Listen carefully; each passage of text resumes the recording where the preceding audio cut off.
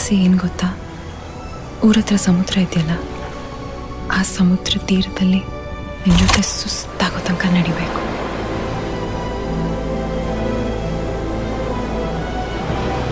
ಅಲೆಗಳು ಒಂದೊಂದಾಗಿ ನಮ್ಮ ಕಾಲು ಮುಟ್ಟಾಗ ನಿನ್ನ ಕೈ ಬಿಗಿಯಾಗಿ ಹಿಡಿಬೇಕು.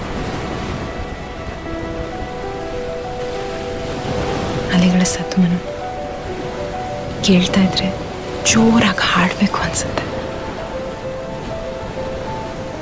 ನಿಂಗೆ ಯಾವತ್ತೂ ಹೇಳಿಲ್ಲ, ನಿನ್ನ ಜೊತೆ ಇದ್ದಾಗಲೂ ಹಾಗೆ ಅನ್ಸುತ್ತೆ.